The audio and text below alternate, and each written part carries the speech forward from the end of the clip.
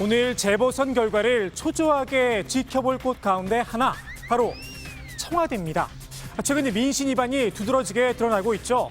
문재인 대통령의 연관어인데요. LH, 부동산, 투기, 이른바 LH로 남불, 공정이라 민심의 영린을 건드린 겁니다. 기회는 평등할 것입니다. 과정은 공정할 것입니다. 결과는 정의로울 것입니다. 그래서일까요? 국정운영 지지율 32%까지 떨어졌습니다. 역대 최저치입니다. 심리적 마지노선인 30% 선을 어렵게 지켜내고 있는데요. 이 선이 무너지면 국정운영 동력도 힘을 잃게 됩니다. 이번 재보선 결과가 그 바로미터가 될 수 있습니다. 평소에 민심에 귀를 닫는 정치권, 하지만 선거철만 되면 미어캣처럼 귀를 쫑긋 세우죠. 국민의힘이 정권 심판론을 전면에 내세운 이유입니다. 민주당 후보들은 패싱을 하고 문재인 대통령 때리기에 집중했습니다. 지난 4년 동안의 문재인 정부의 실정을 심판해달라는 말씀을 드리는 겁니다. 내로남불, 오만, 위선, 온갖 정책 실패, 이런 것들에 대해서 엄정하게 심판해 주시기 바랍니다. 정권 심판의 전쟁에서는 저의 손을 꼭 잡아주십시오. 무능하고 무도한 정권을 심판하는 길에 제가 앞장서겠습니다. 민주당도 여론을 좀 감안한 걸까요? 민주당 후보 경선 때만 해도 문 대통령과의 인연을 강조했었죠. 겪어보면 속은 깊은데 마음속으로는 굉장히 애정을 갖고 있는데 그 애정 표시가 눈에만 나타나시고 눈빛으로만 나타나시고 말씀으로는 잘 안 하셔요. 저는 그 문재인 대통령님의 눈빛을 보면 저는 알아요. 그런데 선거 전에 돌입하자 문재인 대통령의 이름을 듣기가 어려워졌습니다. 박 후보의 거리두기에 국민의힘에선 이런 공세까지 폈습니다. 대통령과 민주당 지지율이 하락하면서 돌변했습니다. 문 정부가 부동산 정책을 잘했다고 생각하지 않는다고 선을 긋더니 선거 공보물에서도 문 대통령과 관련된 메시지를 쏙 뺐습니다. 어제는 당명조차 적혀있지 않은 유세 점퍼를 입고 서울을 누볐고 유세할 때는 문재인의 문자도 언급하지 않았습니다. 민주당은 이른바 샤이 진보에 큰 기대를 걸고 있는데요. 민주당을 소극적으로 지지하시는 분들의 경우는 부동산 투기 의혹 사건이 막 터지고 이런 상황에서는 민주당을 적극적으로 지지한다라고 하는 입장을 표명이 분명히 있지요. 그래서 여론조사상으로는 잡히지 않는 숨은 진보, 샤이 진보 세력이 있을 수 있고 또 있다고도 저희는 판단하고 있습니다. 여론조사상에서 지지를 거둔 진보층들, 과연 민주당이 주장한 샤이 진보일지 아니면 정의당 같은 앵그리 진보일지는 투표함을 열어봐야 알 수 있을 듯합니다. 공직자 부동산 투기에 시민들이 왜 그토록 절망하고 분노하고 있는지, 과거 보수 정부에 대한 도덕적 비판의 기준과 잣대를 스스로에게 엄격하게 적용했는지, 4년 동안의 정치에 대한 최소한의 설명 책임은 다 해놓고서 지지를 말하는 것이 상식 아니겠습니까? 만일 민주당이 서울과 부산 두 곳 가운데 하나만 승리한다면 문재인 정부의 국정 동력 다시 탄력을 받을 수 있습니다. 이번 재보선 사실 처음부터 어려운 선거였습니다. 선거의 귀책 사유 민주당에 있었죠. LH 사태가 아니더라도 힘든 싸움이었습니다. 그럼에도 불구하고 승리를 했다. 거대 여당의 힘을 앞세워 검찰개혁, 부동산 정책 다시 드라이브를 걸 수 있습니다. 이제야말로 우리 부동산 문제의 어떤 근본을 확실하게 바로잡아야 되겠다라고 하는 결심을 하고 있는 만큼 민주당과 문재인 정부에 한 번 더 기회를 주셨으면 좋겠습니다.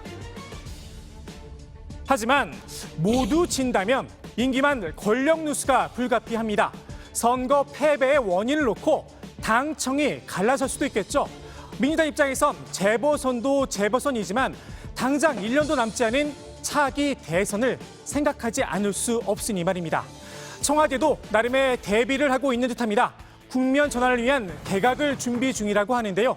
인사가 만사라고 하죠. 특히 차기 대선 준비를 위해 떠나는 정세균 총리의 빈자리를 누가 채울지가 관심입니다.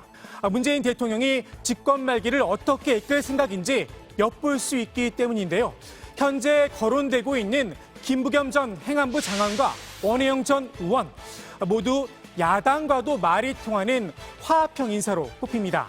이번에 임명될 총리는 문 대통령과 마지막까지 함께할 이른바 순장조가 될 텐데요. 공교롭게도 정계를 떠난 원전 의원이 웰다잉 운동에 참여 중입니다. 꼭 셰익스피어 말을 안 빌리더라도 끝이 좋아야 다 좋은 거 아닙니까? 인생의 마무리를 잘해야 내가 지금까지 살아온 인생이 아름답고 품위 있게 마무리되는 거겠죠. 문재인 정부의 남은 집권 1년 아름답고 품위 있게 마무리될 수 있을까요?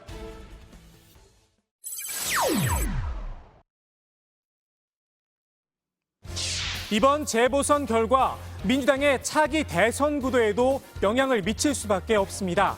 민주당이 한 곳 이상에서 승리를 거둔다면 이번 선거를 이끈 이낙연 상임선대위원장이 가장 큰 수혜를 입을 걸로 보입니다. 국민 여러분께서 저희의 부족함을 꾸짖으시더라도 저희의 혁신 노력은 받아주시기를 다시 한번 호소드립니다. 그 1년은 코로나19를 하루빨리 극복하고 민생경제 회복에 전력해야 하는 귀중한 기간입니다. 민주당 대선 경선에서 친문 후보를 옹립할 거란 이야기가 계속 흘러나오고 있죠. 당내 친문 세력도 이번 재보선 결과를 발판 삼아 새 얼굴 찾기에 나설 가능성이 있습니다. 대법원의 최종 판단을 앞두고 있는 김경수 경남지사, 그리고 이번 선거 과정에서 존재감을 드러낸 임종석 전 대통령 비서실장이 후보군으로 꼽힙니다. 판결이 나지 않았는데 무죄를 전제로 뭘 어떻게 하겠다라고 얘기하는 건 적절치 않은 것 같고요. 다만 저는 이번 대법원에서는 이번 사건의 객관적 진실을 입각한 결론이 나올 거라고 그렇게 생각하고 있고. 하지만 민주당이 두 곳 모두에서 패한다면 이야기가 달라집니다. 이낙연 위원장도 친문계도 입지가 좁아질 수밖에 없습니다. 대신 현재 여권 대선 주자 지지율 1위를 달리고 있죠. 이재명 경기지사의 구심력은 더 커질 거란 전망입니다. 모든 결정은 사실 주권자인 국민들이 하게 됩니다. 실제도 그렇게 해왔던 게 역사이기도 합니다.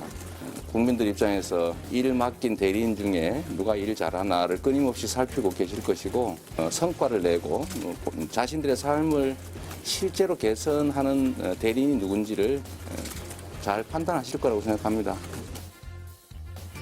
당내 주도권을 어느 쪽이 쥐느냐 한판 승부도 예고돼 있는데요. 다음 달 9일 차기 당대표를 뽑기 위한 전당대회가 치러집니다. 차기 지도부가 누가 되느냐에 따라 당청 관계도 달라질 걸로 보입니다. 그런데 당내 일부에선 한동안 잠잠했던 대선 경선 연기론이 다시 고개를 들고 있습니다. 민주당 경선 일정은 당원 당규에 못 박혀 있죠. 이걸 전 당원 투표를 통해 다시 조정하자는 겁니다. 이재명 경기지사 측은 원칙대로 경선을 치러야 한다고 선을 그었는데요. 이른바 민주당의 핵심 지지층, 이 지사에게 우호적인 것만은 아니죠. 이 역시 전당대회 결과를 지켜봐야 할 듯합니다.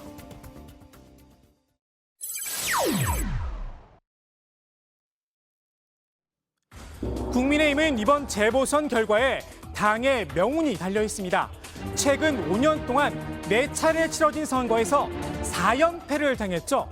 이번 선거마저 진다면 간판을 내려야 한다는 이야기가 공공연하게 나옵니다. 국민에게 외면받는 제1야당, 존재 이유가 없다는 겁니다. 특히 서울시장 선거 결과가 중요한데요. 서울 수복에만 성공한다면 국민의힘이 다시 야권 통합의 중심으로 힘을 받을 수 있다는 분석이 나옵니다. 국민의당 안철수 대표는 이미 마음을 정했죠. 4월 7일 이후 야권은 혁신적 대통합과 정권 교체라는 더 험하고 깊은 산과 강을 건너야 합니다. 서울시장 선거에 승리한다고 해도 변수는 아직 남아 있습니다. 야권 통합, 과연 누가 이끌 거냐는 겁니다. 찰이라는 별명답게 강력한 카리스마로 국민의힘을 이끌었죠. 김종인 사당이냐는 비판도 있었지만 당의 지지율을 끌어올린 것도 사실입니다.